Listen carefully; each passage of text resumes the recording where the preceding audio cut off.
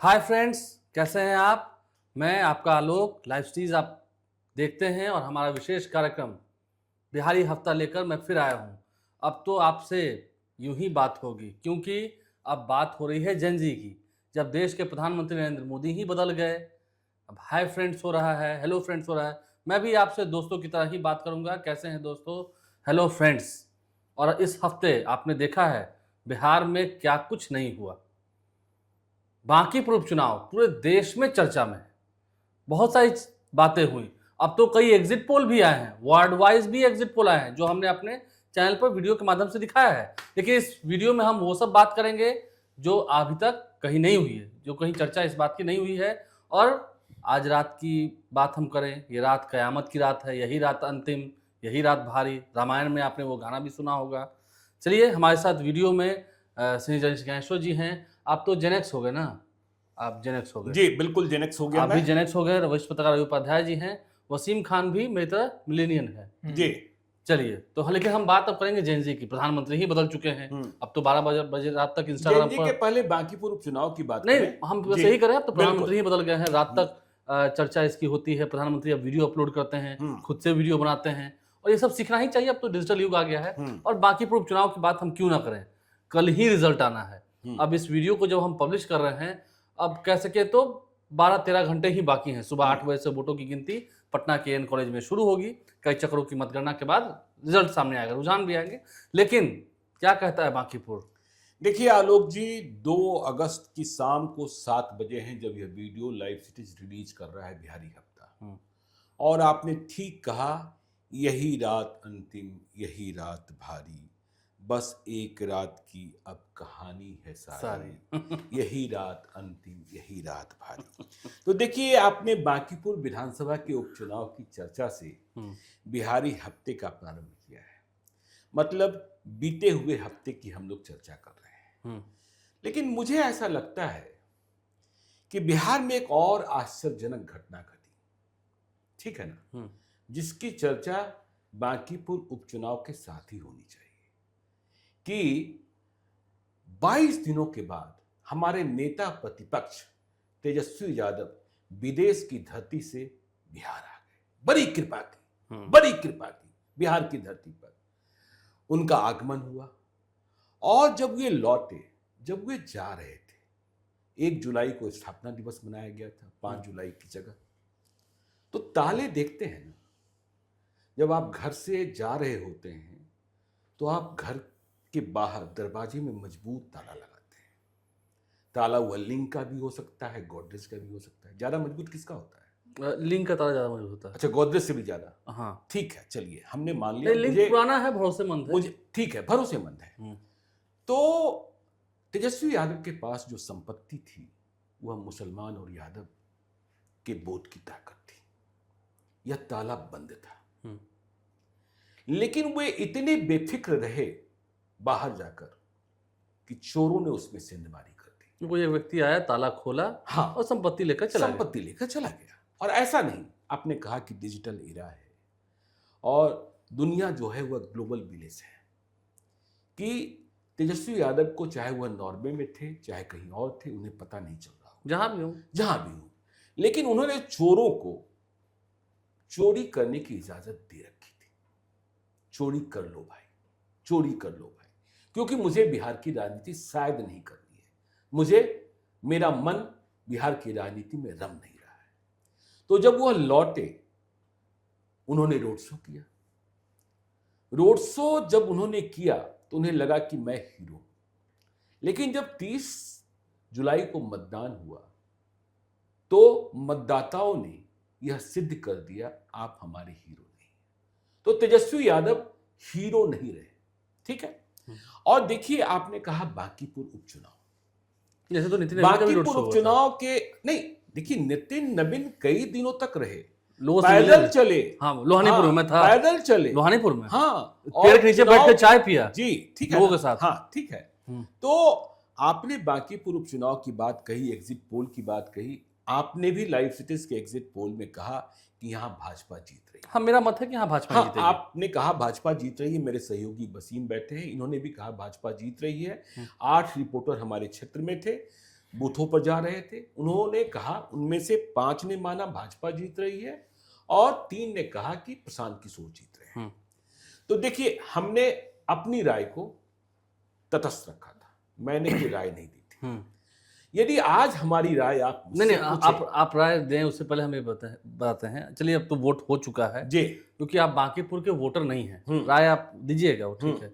अगर आप बांकीपुर के वोटर होते तो किसे वोट देते? देखिए आलोक जी, वोटिंग जो होता है वह तो बिल्कुल गुप्त मतदान है। नहीं, ठीक है, लेकिन आप तो आप बांकीपुर में क्या हुआ, आप तो बांकीपुर के वोटर हैं। हाँ, मैं हूँ। वसीम बांकीपुर के वोटर हैं। क्या आपके परिवार में एक पक्षीय वोटिंग हुई? नहीं हुई। नहीं हुई। नहीं हुई, सही में नहीं हुई। हाँ, नहीं हुई। और पहले एक पक्षीय वोटिंग होती थी, इससे पहले होते थे, इससे पहले एक पक्षीय सभी चुनाव वोटिंग में, होती थी। सभी हाँ, चुनाव ठीक में। है। तो जब पति को पत्नी पर भरोसा नहीं, पत्नी को पति पर भरोसा नहीं, बेटा किसी और को दे रहा है, पिता किसी और को दे रही है, माँ किसी और को दे रही है, जी ठीक है, माँ किसी और को दे रही है, बिटिया किसी और को दे रही है। तो ऐसे में संभावनाओं का गणित बहुत ही उलझ जाता है। आपने सवाल किया कि यदि मैं बांकीपुर का मतदाता होता तब। आप तो अभी दानापुर के हैं ना? हाँ, मैं दानापुर का मतदाता हूं। देखिए, आप बांकीपुर के, आप ज्यादा एलिट हैं और आप मुझसे ज्यादा समृद्ध हैं, ठीक है ना? क्योंकि बांकीपुर ने आपको मौका दिया। बांकीपुर में ज्यादा बड़े लोग रहते हैं ना। आर्थिक रूप से संपन्न लोग ज्यादा हैं। आर्थिक रूप से, देखिए, आपने मान लिया कि मुझसे ज्यादा आर्थिक रूप से संपन्न हैं आप, ठीक है। तो खैर, चलिए, हंसी मजाक की बात तो चलती ही रहेगी। तो यदि मैं बांकीपुर का मतदाता होता आलोक जी, तो मैं ऐसे भी जब वोट देता हूं ना, तो मैं उम्मीदवार का गुणदोष देखता हूं। ठीक है। मैं देखता कि प्रशांत किशोर और नीरज सिन्हा में बेहतर कौन है, ठीक है ना?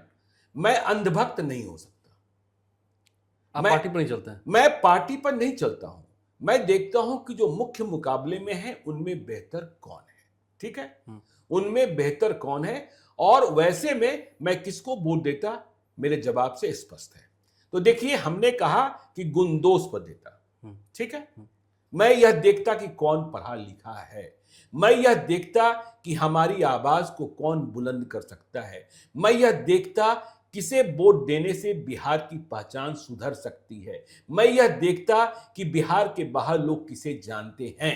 बीजेपी का जो है कॉन्सेप्ट, तो फिर आम गरीब घर के लड़के नहीं आएंगे राजनीति में? नहीं, मैं देखिए, मैंने तो कहा ही नहीं। मैंने कहा कि मैं बीजेपी को वोट नहीं देता, मैं प्रशांत किशोर को देता, या मैं प्रशांत किशोर को नहीं देता। तो कि देश के बाहर कौन, राज्य के बाहर कौन? नहीं, मैं देखिए, मैंने कहा ना कि मतदान गुप्त होता है, लेकिन ये सोचने का अधिकार, देखिए, सोचने का अधिकार हर व्यक्ति को है, ठीक है।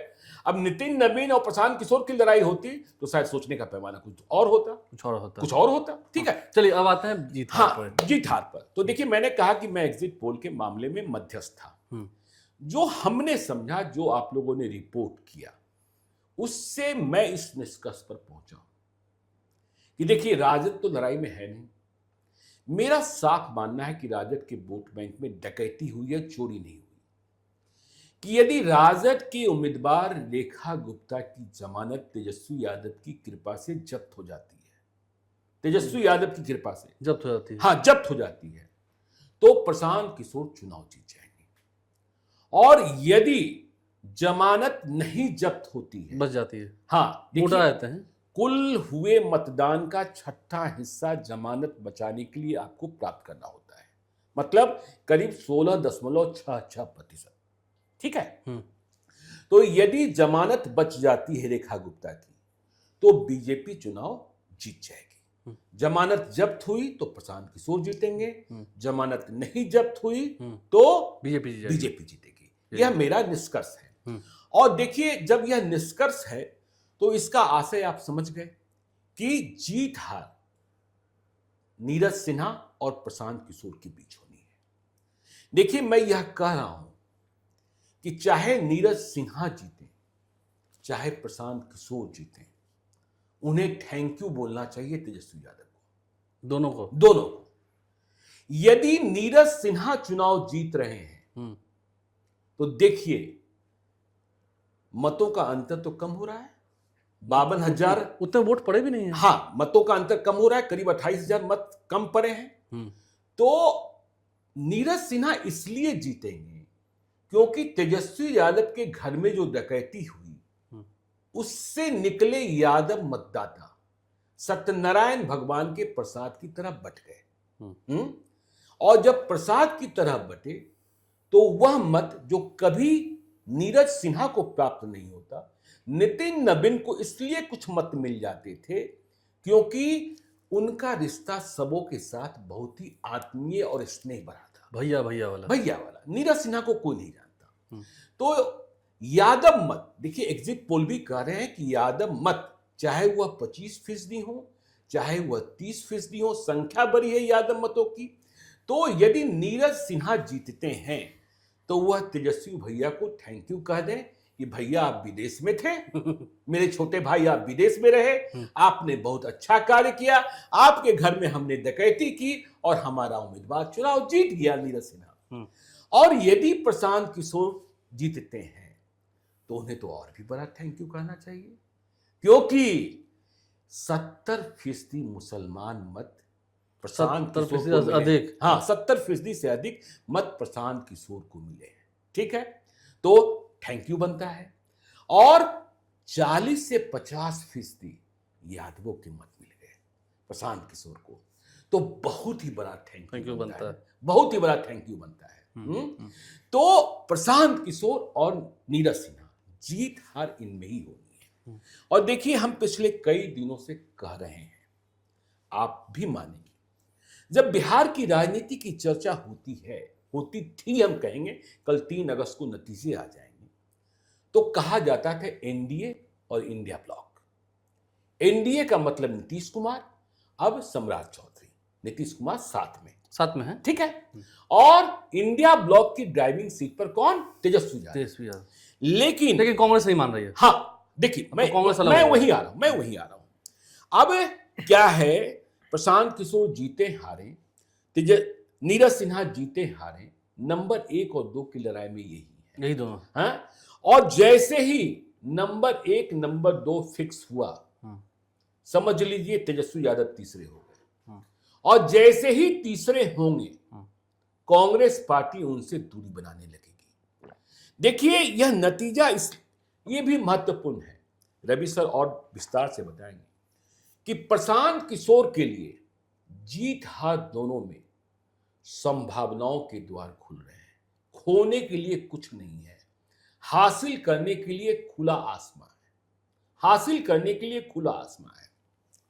आपने देखा होगा, आपका जन्म तो 1990 के बाद है ना जी? हाँ, बहुत बाद है, 97 में है। रवि सर ने देखा है, बसीन में भी नहीं देखा होगा।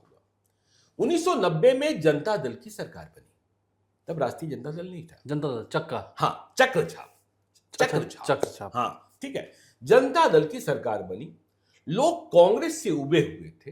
ठीक है, कांग्रेस से बैराग हो चुका था, कांग्रेस से दुश्मनी हो चुकी थी, तो लोग जनता दल के पक्ष में चले गए। जनता दल को बहुमत मिला और लालू यादव मुख्यमंत्री बने। लालू यादव विधायक नहीं थे। ठीक है। और 1995 में टीएन शेषन के विरोध के बाद भी, मुख्य चुनाव आयुक्त की बात कर रहा हूं, जो कहते थे कि मैं हर सुबह जब ब्रेकफास्ट करता हूं तो ब्रेकफास्ट में देश के एक नेता को खा जाता हूं। ये कौन कहता था? टीएन शेषन। ठीक है ना।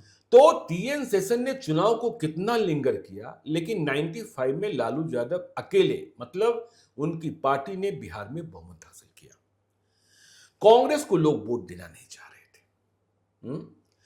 पर 2000 में क्या हुआ? 2000 में लालू यादव की पार्टी को भी स्पष्ट बहुमत नहीं मिला। आरजेडी हो गई थी तब। हाँ, लालू यादव की पार्टी को स्पष्ट बहुमत नहीं मिला और कांग्रेस पार्टी करीब 2 दर्जन 22 या 24 विधायक जीत कर आए थे। कांग्रेस आरजेडी के साथ हो गई और इस बीच 94 में ही नीतीश कुमार लालू से अलग हो चुके थे। समता पार्टी 95 में नीतीश कुमार को बड़ी शिकस्त मिली और नीतीश कुमार पुनाईचक के घर में बंद हो गए थे। उन्हें लग रहा था कि राजनीतिक रूप से खत्म हो गए। ठीक है। आगे 96 में नवभारत टाइम्स पटना के संपादक हुआ करते थे दीनानाथ मिश्रा। वह संघ के बहुत करीब थे, राइट विंग के। दिल्ली में नीतीश कुमार की मुलाकात दीनानाथ मिश्र से होती है। दोनों दिल्ली के बंगाली मार्केट में एक दुकान पर चाट साथ में खाते हैं शाम को। और दीनानाथ मिश्र इस बात के लिए राजी कराते हैं नीतीश कुमार को, नीतीश कुमार समाजवादी, कि नहीं, बिहार की लड़ाई ऐसे नहीं लड़ी जा सकती है। बिहार की लड़ाई के लिए आपको एनडीए के साथ चलना होगा, आपको लाल कृष्ण आडवाणी से मिलना होगा।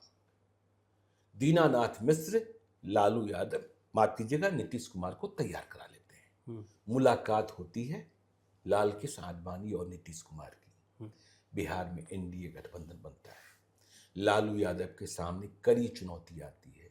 2000 में कांग्रेस और राजद एक साथ, कांग्रेस जो मुख्य विपक्ष था वह गायब हो जाता है और नीतीश कुमार मुख्य विपक्ष के रूप में आ जाते हैं। ठीक वैसी ही स्थिति, प्रशांत किशोर जीते या हारे, ठीक है ना, प्रशांत किशोर जीते या हारे, कांग्रेस आरजेडी से दूर चली जाएगी। ठीक है, क्योंकि प्रशांत किशोर को जो मत मिले हैं, जो कल आपको मतगणना में दिखेंगे जीत या हार में, वह मत उनका अपना नहीं था। 2025 में 7,000 वोट ही आए थे वंदना को, जनसुराज के प्रत्याशी को। प्रशांत किशोर को जो मत मिले हैं वह एनडीए के वोट बैंक में की गई सेंधमारी है और वह आरजेडी के वोट बैंक में की गई सेंधमारी है। तो यह एक बड़ी तस्वीर सामने लाती है।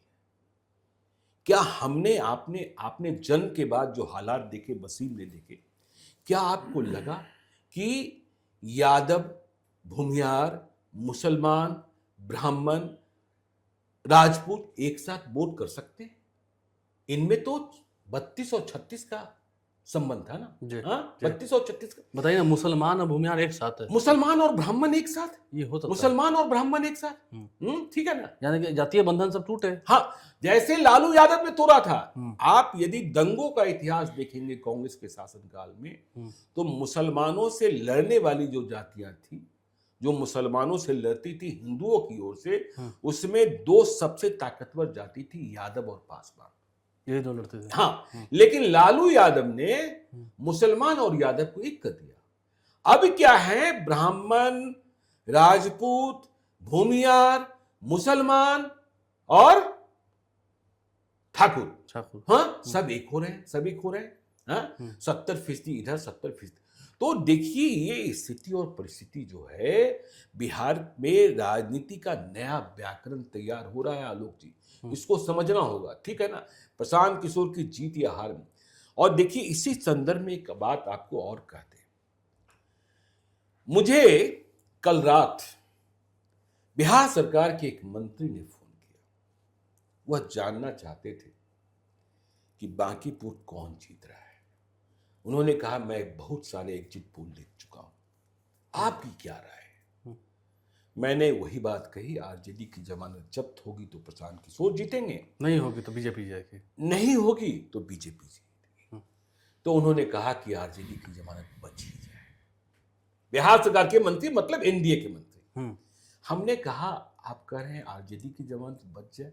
तो उन्होंने कहा, प्रशांत किशोर को नहीं जीतना चाहिए, विधानसभा में नहीं आना चाहिए। हमने कहा, अकेले आकर क्या कर लेंगे? उन्होंने कहा, सभी मंत्रियों को परेशान कर देंगे। प्रशांत किशोर इतने सवाल पूछेंगे, इतने सवाल पूछेंगे, इतने अनुपूरक पूछेंगे। देखिए, अभी क्या है, आपको याद होगा, रवि सर को भी याद होगा, वसीम को भी याद होगा, बिहार सरकार के एक मंत्री एक्सपेंडिचर नहीं कर पा रहे थे। बीजेपी कोटे से। हाँ, बीजेपी कोटे से है, पर और कोई विपक्ष बोल नहीं पा रहा था, उठ के टोक देता है। हाँ, टोक देता। प्रशांत किशोर तो टू लाइनर बोलेंगे। देखिए, वो वीडियो फॉर्मेट वाले हैं। क्या मंत्री जी, आपको एक्सपेंडिचर भी पढ़ने नहीं आता है? कैसे मंत्री बन गए आप? हाँ, ठीक है ना, बोल के बैठ जाएंगे और यही वीडियो वायरल हो जाएगा। तो ये अब लोग इस बात के लिए दुआ प्रार्थना कर रहे हैं कि वो ना आए, ना आए, ना आए। ठीक है ना। अनुपूरक सवाल अभी क्या होता है आलोक जी, आपको बेहतर पता है कि सवाल पदाधिकारी तैयार करते हैं और नहीं, सवाल तो विपक्ष तैयार करता है, जवाब पदाधिकारी करता हाँ, जवाब पदाधिकारी तैयार करते हैं। और सवाल तो भाई सत्ताधारी पक्ष के विधायक भी पूछते हैं। इस बार हाँ, देखा पूछते ना हैं, आपने ब्राह्मण भूमिहार वाले है। जीवेश सवाल मिश्रा पर? ने पूछ हाँ, दिया, जीवेश मिश्रा ने विशाल पूछा, प्रशांत ने कह दिया। विशाल प्रशांत ने कह दिया। तो अब क्या है कि अब सामने प्रशांत किशोर है।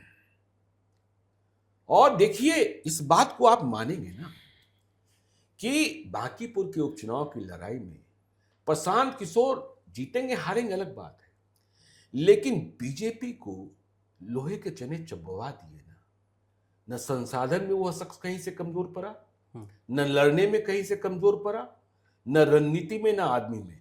हाँ? और उसने वर्चुअल मीडिया पर तो कब्जा ही कर रखा था, वर्चुअल मीडिया पर कब्जा ही कर रखा। तो हम आते हैं थोड़ा सा रवि सर के पास। क्या लगता है इस तरह से लड़ाई हुई और मुद्दे की बात हुई? देखिए, पहली बार ऐसा हम देख रहे थे, लोगों से मिले थे तो उन्होंने कहा कि बच्चों की शिक्षा की बात, अब ये भी लोग कहने लगे इस चुनाव में। देखिए, अब तक जो कह रहे थे, देखिए अब तक जो चुनाव हुआ या होता रहा है, तो आप देखिए कि नरेंद्र मोदी के नाम पर चुनाव होता था। नरेंद्र मोदी का ही समझिए एक तरीके से प्रचार प्रसार, मोदी वैल्यू, मोदी फेस। नरेंद्र मोदी और नीतीश कुमार, हाँ माने बिहार में, हाँ, लेकिन तो नीतीश कुमार ने तो वीडियो भी जारी किया था ना, जिस पर विवाद हो गया, जिस पर विवाद हुआ, जो भी हुआ खैर। लेकिन इस बार जो बांकीपुर विधानसभा उपचुनाव की हम लोग चर्चा कर रहे हैं, वह नितिन नवीन यहाँ पर है। नितिन नवीन के पास क्या थाती है, क्या धरोहर है? उनकी पॉपुलैरिटी, संबंध, व्यक्तिगत संबंध, यानी वही बात हुई, पॉपुलैरिटी उनकी। तो पॉपुलैरिटी और एक्सेप्टेंस उनकी जो बात है। और दूसरी तरफ आपको जनसुराज के सूत्रधार प्रशांत किशोर लड़ रहे हैं। नहीं, नितिन नवीन चुनाव लड़ रहे थे कि नीरज सिन्हा चुनाव लड़ रहे थे? नहीं, लड़ रहे थे नीरज सिन्हा। हाँ, लेकिन जो हम जैसे वोट किसको देना था, हाँ, वही उसी पर आ रहे हैं।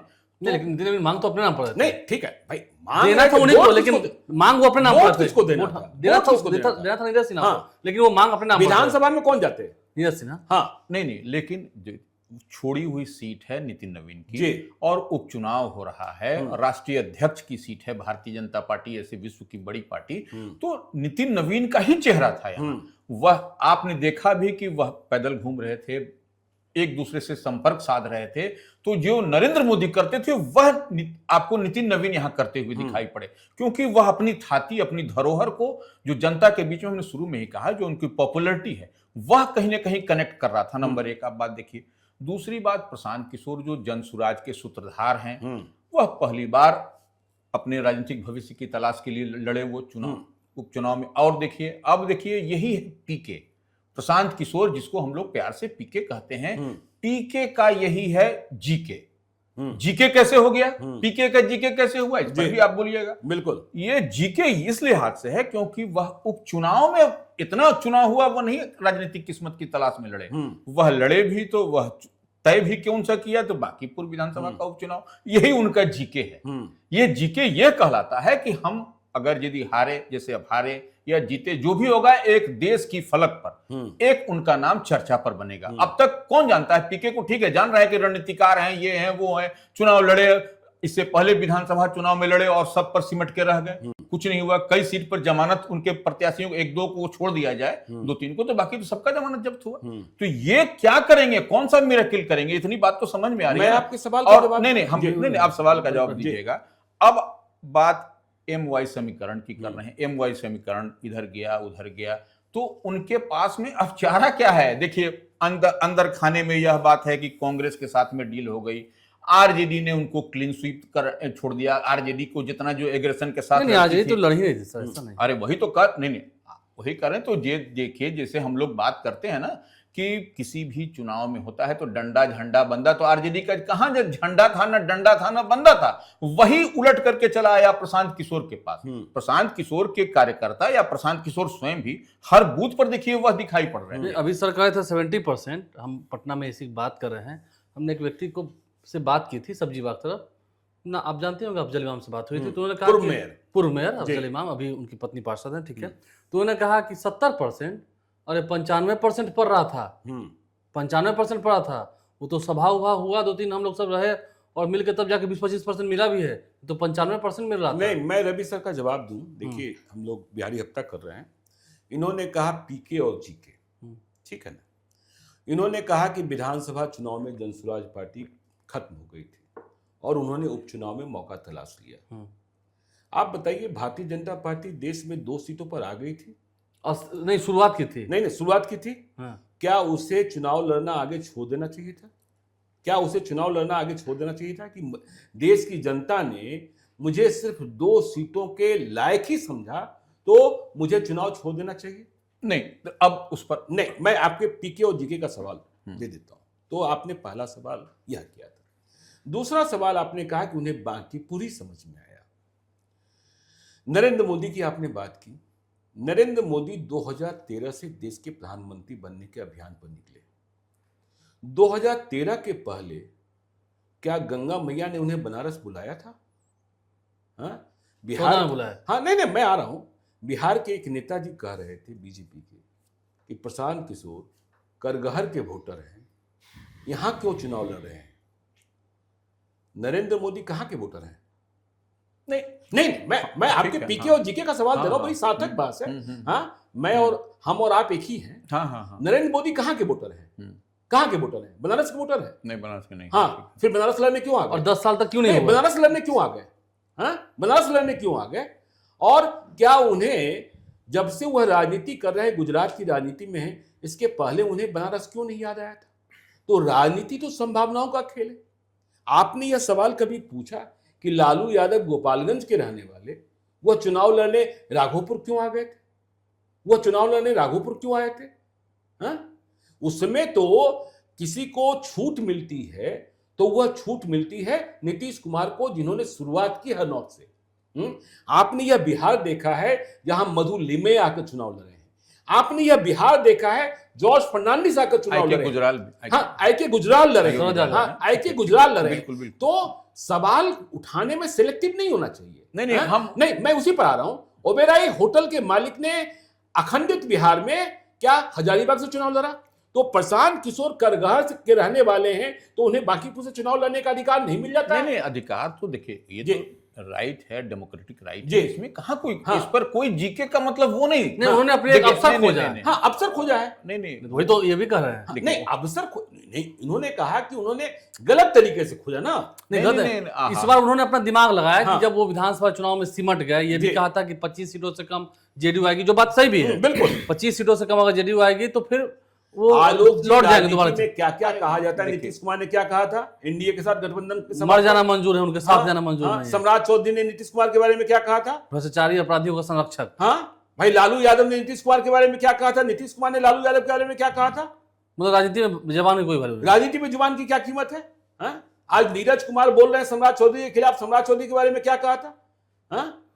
7वीं कक्षा और आपराधिक इतिहास निकालने वाले सबसे पहले जेडीयू के मुख्य प्रवक्ता नीरज कुमार ही थे ना। हाँ, जब महागठबंधन सरकार थी। जी नहीं, देखिए, वो हम नहीं कह रहे हैं उनके पीके और जीके का मतलब उसको ये डाइल्यूट करने की बात नहीं है। हम कह रहे हैं कि वह यहाँ पर बांकीपुर विधानसभा उपचुनाव को ही उन्होंने एक्सपेरिमेंट के तौर पर लिया, यह हम कह रहे हैं। नहीं तो वो आम चुनाव में भी लड़ते ना, ये हम कह रहे हैं, ये नहीं कह रहे हैं। यही पीके का जीके है, हम ये बात कह रहे हैं। इसको अवसर निकाले। हाँ, पीके तो देखिए विधानसभा चुनाव में रणछोड़ बन गए थे। आप सवाल उठाएंगे, रामकृपाल यादव तो भाई बांकीपुर के वोटर हैं, जाकर पाटलिपुत्रा में क्यों चुनाव लड़ रहे हैं? दानापुर में जीते। दानापुर में क्यों लड़ रहे हैं? नहीं, वो तो कहीं से कोई लड़ सकता है, उस पर लड़ने पर कोई नहीं। हमारे कहने का मतलब है, पीके के जीके का मतलब ये हम बता रहे हैं कि, और देखिए, जाति के आधार पर जो हम लोग बात कर रहे हैं, किस जाति का वोट किधर पड़ा, किस जाति का वोट किसको पड़ा, किसको नहीं पड़ा, यह तो चुनाव आयोग के पास में है। नहीं, चुनाव आयोग तो जाति नहीं देखता है ना। नहीं, मैंने किसका वोट जाति नहीं देखता। मैंने हम कह रहे हैं वोट कास्ट जो किया गया,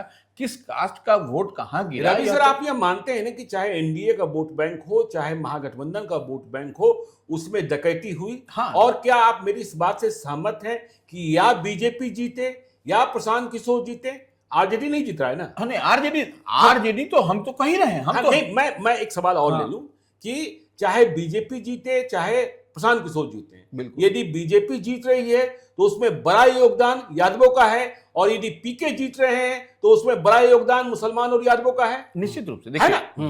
वो तो दिखाई भी पड़ रहा है ना। वही हम कह रहे हैं कि जाति के, हम अगर मान लीजिए कह रहे हैं कि कोई फलना जात फलना समाज का लोग उनको दिया, फलना समाज का ये टूटा, तो यह जो आंकड़ा है कौन जाति का कहा गया है तो आप दिखाइएगा, तो यह चुनाव आयोग के पास होगा ना। ये हम कह रहे हैं, ये हम नहीं कह रहे हैं कि कोई, हम अगर यदि क्लेम करें आप करिए कि वो करिए फलना जाति, तो यह हाइपोथेटिकल होगा। ठीक है ठीक है, हम थोड़ा सब समय वसीम खान को, आरजेडी का क्या हाल है? हाँ भाई, तेजस्वी यादव डकैती करा दी, ठीक है, लेकिन मीटिंग भी की, सब कुछ हुआ, सुना है कि उनके तमाम जो नेता हैं वो क्षेत्र में अब चले गए, हाँ काउंटिंग होनी है।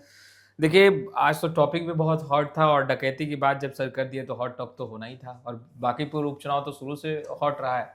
खैर देखिए आरजेडी में जिस तरीके की अभी सिचुएशन उत्पन्न है, तेजस्वी यादव लगातार मैराथन बैठक कर रहे थे, 30 तारीख के बाद की बात कर रहे हैं, 30 तारीख से ही वो एक्टिव हुए और फिर बैठक कर रहे कौटल्या नगर में।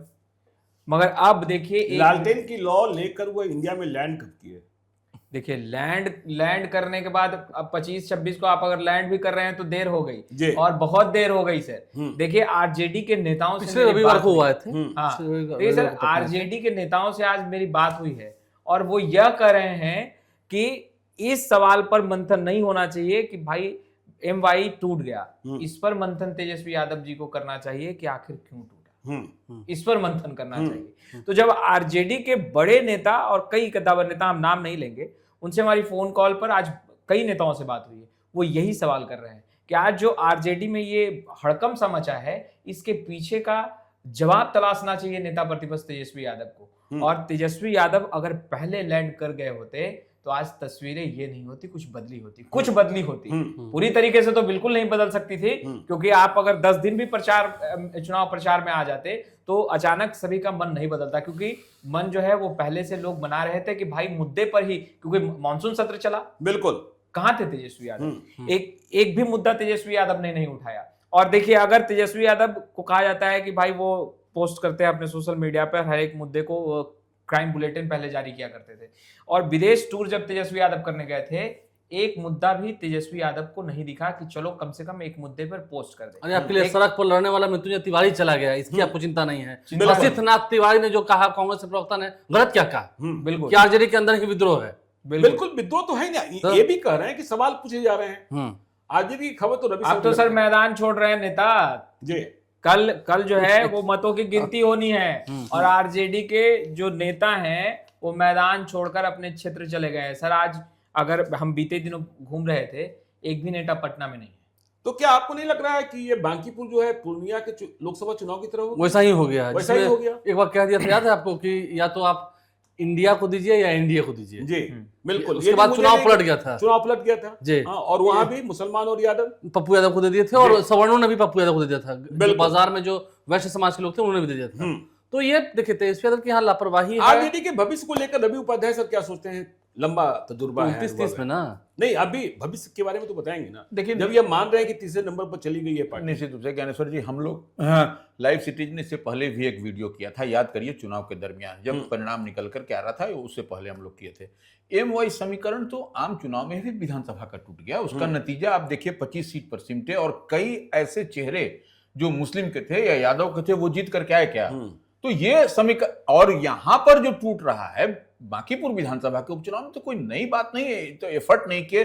अगर यदि आप घर में बैठे रहिएगा, एयर कंडीशन कमरे में बात करिएगा, और भी विदेश रहिएगा, तो उसका आप चाहिएगा परिणाम निकल के आना। तो अभी बांकीपुर जैसे जहां पर की मैक्सिमम लिटरेसी रेट, नहीं हम देख रहे थे, और लोएस्ट मैक्सिमम लिटरेसी रेट है यहाँ पर, अर्बन एरिया है। हम लोग बहुत बार कई चर्चा में कह चुके हैं कि बांकीपुर विधानसभा को हम लोग 2 सेक्टर में बांटते हैं, एक अर्बन एक अर्बन स्लम।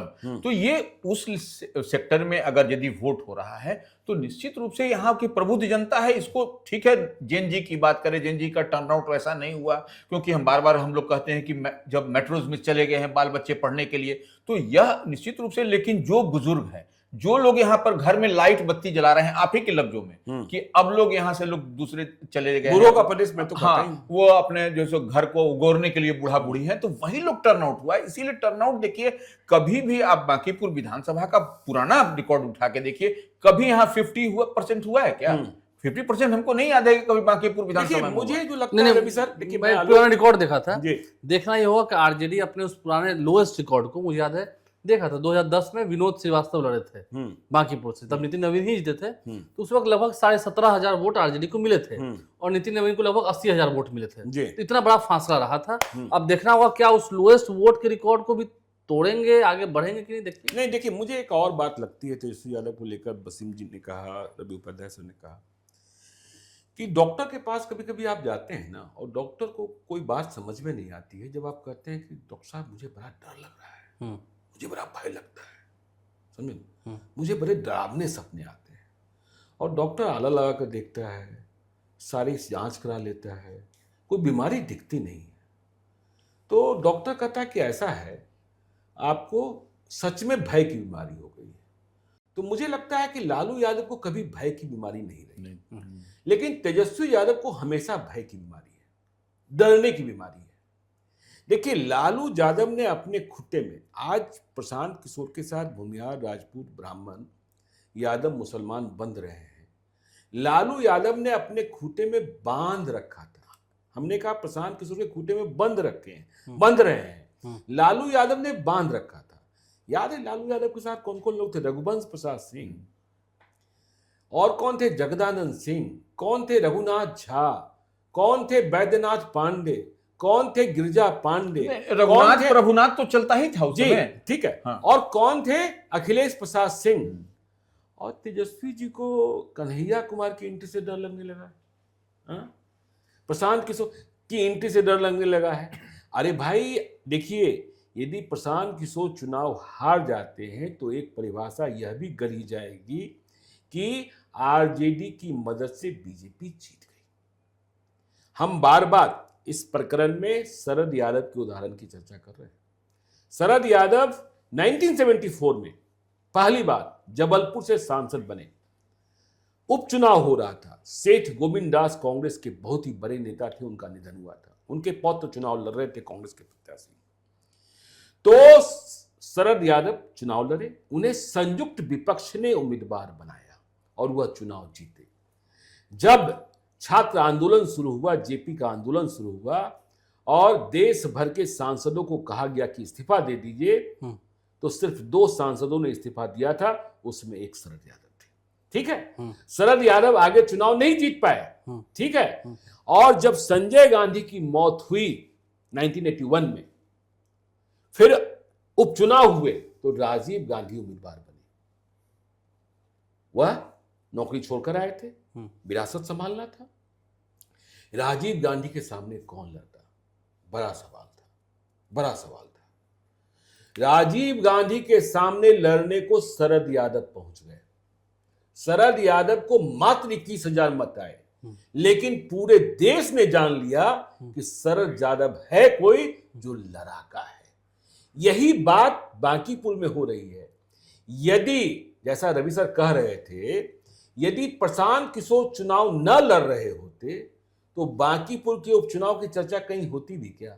नीरज सिन्हा को कोई जानता है क्या?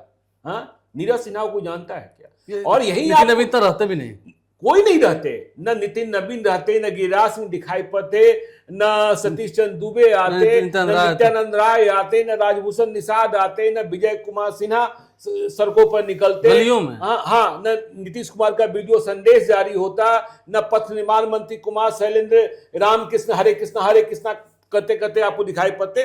तो यदि प्रशांत किशोर ने क्या दिखाया, और प्रशांत किशोर ने दिखाया कि हम उस अभेद्य किले में बीजेपी को चुनौती दे सकते हैं, जो किला यह माना गया है कि कभी तोड़ा नहीं जा सकता है।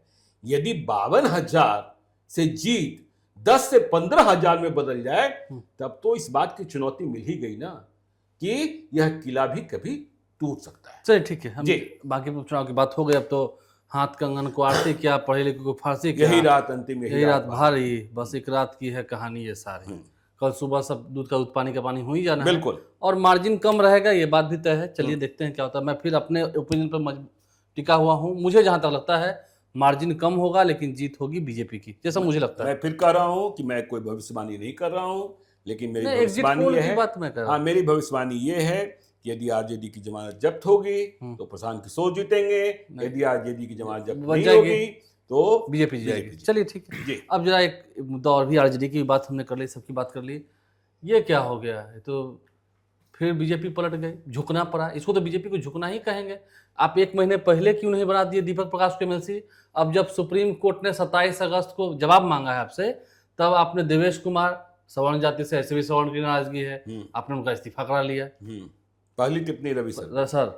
नहीं, देखिए निश्चित रूप से अभी पवन सिंह को बनाया ही, अनिल ठाकुर को बनाया, संजय मयूर को बनाया, ठीक है जरूरी भी था, शीला प्रजापति को बनाया, क्यों नहीं बना दी उसी समय में? देखिए, यह सर्वोच्च न्याय का सर्वोच्च मंदिर होता है सुप्रीम कोर्ट, वहां पर यह मामला है। और निश्चित रूप से जो दिखाई पड़ा हम लोगों को कि 4 तारीख को संभवतः स्मर ज्ञानेश्वर जी सुनवाई का कुछ होना है, कोई फैसला आना है या जो भी होना है, तो ऐसे में किरकिरी भी, देखिए सरकार कोई बात कह रही है उस पर भी, देखिए मुख्यमंत्री सम्राट चौधरी ने भी कहा था, याद करिए, दीपक प्रकाश के संदर्भ में जब उनसे पूछा गया, मैंने ही सवाल किया था। हाँ, तो उन्होंने क्या कहा था कि उन्होंने कहा था कि नहीं वो रहेंगे मंत्री, 5 महीने 29 दिनों तक तो रहेंगे। हाँ रहेंगे। तो देखिए अब तो समय भी, टेन्योर भी खत्म हो गया, अब तो खत्म ही उनका 6 महीना हो ही गया, उससे ज्यादा हो गया। लेकिन अब देखिए इसमें भी 2 तरह की बात, लाइव सिटी ने इस पर विशेष तौर पर इस पर एक वीडियो भी किया था, इस पर जानकारी भी दी थी, और सुप्रीम कोर्ट का हवाला देते हुए हम लोगों ने कहा था कि टेन्योर कब से कब हो। खैर उस विषय को छोड़ दिया जाए।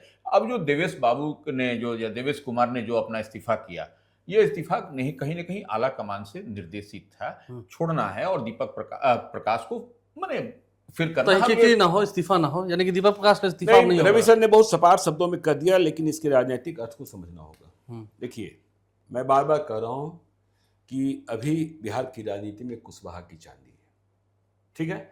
सम्राट चौधरी मुख्यमंत्री बने, उपेंद्र कुशवाहा अपनी शर्तों पर हैं, बीजेपी अपनी शर्तों पर है, ठीक है। उपेंद्र कुशवाहा ने कहा था जब उनके बेटे दीपक प्रकाश को विधान परिषद का उम्मीदवार नहीं बनाया गया, फिर उन्होंने शायद अमित शाह से मुलाकात की ही थी, कि हमारे बेटे दीपक प्रकाश 2030 तक मंत्री रहेंगे। तब सभी को आश्चर्य हो रहा था कैसे कर रहे हैं।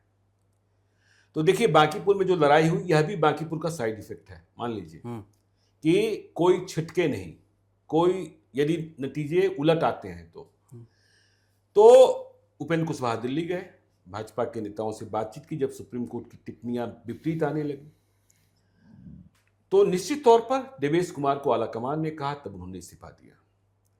अब जैसे अभिषेक बंटी ने कहा था कि मैं पारिवारिक कारणों से अपनी उम्मीदवारी वापस ले रहा हूं, ठीक है। देवेश कुमार भी पार्टी के अनुशासित सिपाही हैं, 6 महीना पहले ही सही, 8 महीने पहले, हाँ ठीक है, उन्हें भी कोई आश्वासन दिया गया होगा, लेकिन उन्होंने अच्छे मन से इस्तीफा तो नहीं दिया होगा, ठीक है।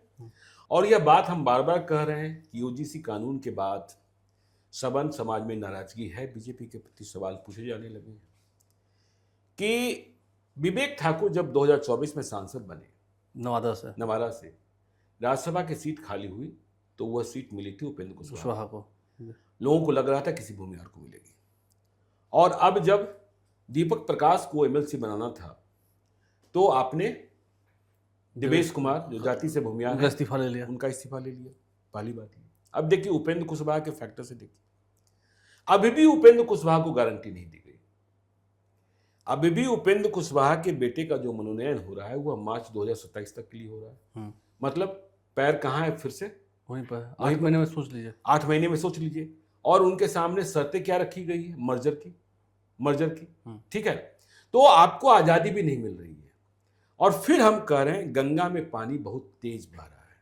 आप आगे जिस जेनजी पर बात करने वाले हैं, गंगा में पानी बहुत तेज बह रहा है। और बांकीपुर का परिणाम यदि उलट आया तो गंगा में पानी बहने की रफ्तार और भी तेज हो जाएगी, क्योंकि दतिया मध्य प्रदेश में जहां चुनाव हो रहा है वहां से भी विपरीत संकेत मिल रहे हैं, ठीक है ना। क्योंकि आपने भी माना, हमने भी माना, पहले क्या होता था, माता पिता की इच्छा के अनुरूप बच्चे जाकर वोट दे देते थे यदि उनका नाम मतदाता सूची में पंजीकृत हो जाता था। लेकिन इस बार बच्चे माता पिता के मन के मुताबिक वोट देने को तैयार नहीं हुए। उलट ये हुआ कि बच्चों ने कहा कि सवाल ये है, इसलिए आप अपना फैसला भी बदलिए। बदला नहीं बदला ये अलग बात है जी। नहीं, लेकिन जो ये इफेक्ट है, देखिए ये क्या है, नाराजगी तो है ही, जो भी कहिए। अब तो लग रहा है ना कि हाँ ब्राह्मण भूमिहार भी, ठीक, आपने सवर्णों की बात की, मैं तो इन 2 जातियों कर रहा हूँ। अभी अगर प्रशांत किशोर को लोग कह रहे हैं कि ब्राह्मणों ने अच्छा खासा मत दिया, भूमियारों ने भी दिया, राजपूतों ने भी दिया। राजपूतों ने भी दिया। और ये तो वो मत है जो कभी खिलाफ बीजेपी के पड़ते ही नहीं थे। बिल्कुल या तो इनको ऑप्शन मिल गया, नाराज तो थे ही पहले से। जी। लेकिन एक बात है, अगर ये तीनों उखड़ गए हैं तो भविष्य बड़ा अंधकार में लगता है। नहीं, ये तीनों उखड़ने की बात नहीं है, इन तीनों की दोस्ती किसके साथ हो रही है? इन तीनों की दोस्ती यादवों और मुसलमानों के साथ हो रही है। जिस पंगत वो बैठेंगे उसी पंगत में आप भी और खाइएगा। जब बांकीपुर के नतीजे को आप डिकोड कीजिएगा, माइक्रो एनालिसिस कीजिएगा, तो आपको देखना होगा क्या ईबीसी, देखिए ईबीसी में बांकीपुर में सबसे अधिक चंद्रवंशी थे, क्या उनके मतों में भी विभाजन हुआ? दलित के मतों में विभाजन हुआ? क्योंकि आप स्लम एरिया की बात कर रहे थे कि स्लम एरिया में भी प्रशांत किशोर को वोट मिले हैं। तो ये देखना होगा, इसमें बहुत सारी बातें हैं। कल के बाद तो बहुत सारे वीडियोस आएंगे, परसों तरसों तक आएंगे, इसका साइड इफेक्ट क्या। लेकिन ज्ञानेश्वर जी, एक चीज हम समझना चाहते हैं कि जैसे आप बोले कि ठीक है, मुसलमान कई की जो बात किया मैंने, या फिर जो ब्राह्मण के साथ चले गए, राजपूत भूमिया, तो ये पहले वाला एरा में याद करिए, इंदिरा गांधी का जमाना। हाँ जी। उस समय तो मुस्लिम जो है, मुस्लिम सवर्ण दलित एक साथ होते थे, तो उसी एरा में तो कहीं नहीं। भाजपा कितनी डरी हुई है इस बात से समझ लीजिए रवि सर, कि भाजपा अब नैरेटिव और परसेप्शन नहीं बना रही है। बांकीपुर के उपचुनाव में प्रशांत किशोर नैरेटिव और परसेप्शन बनाते रहे। भाजपा का बस नहीं चला कि बांकीपुर के उपचुनाव को हम हिंदू मुसलमान में बदल दें। यह भी जंजी की ताकत है। जय श्री राम भी नहीं हुआ। हाँ, जय श्री राम भी नहीं हुआ। अरे भाई, जय श्री राम हमने देखा, लोग जय सिया राम बोल रहे हैं, कितना शुद्ध है, कितना पवित्र है। यदि जय सिया राम आप बोलिए, सही में देश की संस्कृति को झलकता सुचिता है जय सिया राम। और जैसे ही आप बोलते हैं जय श्री राम, इसमें एग्रेशन है, एंगर है। हाँ ठीक है, तो आप दूसरे को डराते हैं। तो हिंदू मुस्लिम नहीं कर पाए रवि सर, यह बड़ी बात। और देखिए, हमने कहा नैरेटिव और परसेप्शन, भाजपा के किसी बड़े नेता ने कहा था क्या कि कुत्ता बिलाई को भी लड़ा देंगे तो बांकीपुर जीत जाएंगे? नहीं कहा था। हाँ, लेकिन प्रशांत किशोर ने नैरेटिव और परसेप्शन, देखिए हम इसी को हम नहीं मैं कह रहा हूं, मैं आपके सवाल का जवाब दे रहा हूं, लेकिन आपने उम्मीदवार के चयन में भूल कर दिया। आपने उम्मीदवार के चयन में भूल कर दिया। अरे भाई, यदि कोई बहुत बड़ा गैंगस्टर आप कह रहे हैं कि प्रशांत किशोर फ्रॉड किशोर है, नीतीश कुमार 2005 में कहते थे बाघ के सामने हम बकरी नहीं लड़ाएंगे। यदि बहुत बड़ा गैंगस्टर है तो एक बहुत कमजोर काया के सिपाही को उससे लड़ने के लिए भेज दीजिएगा, बिल्कुल, कि वो इनकाउंटर में ढेर हो जाए। और यदि बहुत पढ़ा लिखा है, शास्त्रार्थ हो रहा है, तो जो देश दुनिया में पढ़ा लिखा है उसके सामने एक बच्चे को भेज दीजिएगा। ये कह के मंडल अध्यक्ष है। मंडल अध्यक्ष है। चलिए ठीक है, मंडल अध्यक्ष अगर बन भी जाएंगे तो कितना लड़ेंगे आगे जनता के लिए तो देखना होगा। एक आखिरी मुद्दा भी लेते हैं, इस पर बात होगी, इस हफ्ते में हुई है। भरत तिवारी के परिजनों से सम्राट चौधरी ने मुलाकात की थी, मिले भी थे, और अब उस पर कार्रवाई भी हुई है। जो एसटीएफ के जवान थे, अक्षय कुमार का नाम है, जिन्होंने पहली गोली मारी थी, उसकी गिरफ्तारी भी हुई। तो इसमें कैसे देख रहे हैं? मतलब अब तो ये लगता है सम्राट चौधरी ने मुलाकात की, मनोज तिवारी उसमें थे, उसमें थोड़ा प्रशांत किशोर के खिलाफ बोल रहे थे, वीडियो में किरकिरी भी हुई। और क्या लगता है, मनोज तिवारी कितने दिनों के बाद बिलौटी गए थे? जब बांकीपुर उपचुनाव की रणभेरी बजी तब ना। फिर वो पटना लेकर आए थे सम्राट चौधरी से मिलवाने। देखिए, गिरफ्तारी बहुत पहले हो जानी चाहिए थी, क्योंकि भरत तिवारी की हत्या हुई है, और बांकीपुर उपचुनाव ना होता ना तो ये कार्रवाई भी ना होती। यह भी समझ लीजिए। देखिए, इसके पहले जब मां से मुलाकात हुई, भरत की मां से, भरत तिवारी के पिता ने क्या कहा कि मां इतनी शोक में है, इतने गम में है कि जो उन्हें कोई कह देता है वह आगे कह देती है। प्रशांत किशोर ने कहा होगा, मैं मान रहा हूं कि आप चुनाव प्रचार के लिए चलिए, ठीक है ना भाई। बंगाल में बीजेपी ने दुष्कर्म पीड़िता की मां को चुनाव लड़ाया कि नहीं लड़ाया? जिता भी दिया। प्रशांत किशोर ने कहा होगा, ठीक है ना। और उनके पिता ने कहा कि प्रशांत किशोर ने ऐसा नहीं कहा था। और कौन नहीं कहता कि आप मेरे साथ खड़े होइए, हम 15 दिनों में आपको न्याय दिला देंगे, ठीक है। सम्राट चौधरी ने मुलाकात के बाद एक्शन लिया। डीएसपी बेटिंग फॉर पोस्टिंग किए गए, एसडीएम बेटिंग फॉर पोस्टिंग किए गए, ठीक है, उन्हें वहां से हटाया गया। अब अक्षय कुमार की गिरफ्तारी हुई, जिन्होंने पहली गोली मारी। तो देखिए, अब सवाल यहां पुलिसिंग का पैदा होता है, जो रवि सर ऑफ कैमरा हमसे बात कर रहे थे। अक्षय कुमार एसटीएफ के जवान है, क्या उन्होंने स्वयं गोली चला दी? उन्हें किसी ने कहा होगा, उनके साथ रहे लोग होंगे। तो असली जिम्मेवार कौन है? जब असली एक की गिरफ्तारी हुई जिम्मेवार- तो आसपास खड़े हुए सभी की गिरफ्तारी होनी चाहिए। नहीं, आसपास खड़े हुए नहीं, ऑर्डर किसने दिया, ऑर्डर किसने दिया, हाँ, कि गोली चला दी। और यह बहस का विषय आज भी है ना कि गोलियां कितनी मारी गई, और जब पोस्टमार्टम हुआ तो गोलियां कितनी निकली, गोलियों की संख्या अधिक कैसे हो गई, क्या गाड़ी के भीतर गोलियां मारी गई थी, हैं? और देखिए बिहार की किरकिरी इस मामले में भी हो रही है कि जो जेनजी का प्रोटेस्ट हुआ उसमें सिवान में AK-47 से गोली चली। ठीक है, आपने उसे सस्पेंड कर दिया है, ठीक है, आपने कहा कि वह हवा में गोली चला रहा था, लेकिन जो तस्वीरें आई, वीडियो आए, वह हवा में गोली नहीं चला रहा था। ठीक है, गोली लगी नहीं, भगवान कृपा हम मानते हैं इसको, लेकिन AK-47 से तो यह पुलिसिंग जो है ना। और एक मामले में और मुझे लगता है कि सम्राट चौधरी की सरकार को शुद्धिकरण की जरूरत है। फैसले बहुत जल्दी लिए जाते हैं और फैसले बहुत तेजी से पलट भी दिए जाते हैं। तो इससे जो मैसेजिंग है ना वो ठीक नहीं होता है। अभी आपने देखा बिहार पुलिस की, जब हम चर्चा कर रहे हैं कि पहले कहा गया कि जोन ये होंगे, IG यहाँ तैनात होंगे, DIG यहाँ तैनात होंगे, फिर आप कुछ ही महीनों में पुरानी व्यवस्था लेकर आ गए, हाँ? तो क्यों ऐसी स्थिति हो रही है कि आज फैसला ये हो रहा है, कल फैसला ये हो रहा है? क्या रवि सर? नहीं, ठीक बोल रहे हैं आप। देखिए, आप पूर्व DGP अभयानंद की बात को थोड़ा सा याद करिए। उन्होंने कहा था भरत तिवारी वाले मामले में कि जब वहां पर था तो SDM जो जिस पर भरत तिवारी की मां सवाल खड़ा कर रही है, वो वहां क्या कर रहे थे। तो यह सब कई सारी बात है। तो ये निश्चित रूप से जो बात छन करके आ रही है कि अब देखिए जो घटना हुआ, सम्राट चौधरी ने एक्शन लिया, SDM को भी वहां पर ये किया, DSP को भी यहां से इधर सुधर किया। तो ये तो उसी समय होना चाहिए था ना ज्ञानेश्वर जी, जो कुछ दिन घटना के बाद, कि लंबे समय के बाद जब मुख्यमंत्री इसमें इंटरवेन करें, जो गृह मंत्री भी हैं, तब जाकर के यह सब हो।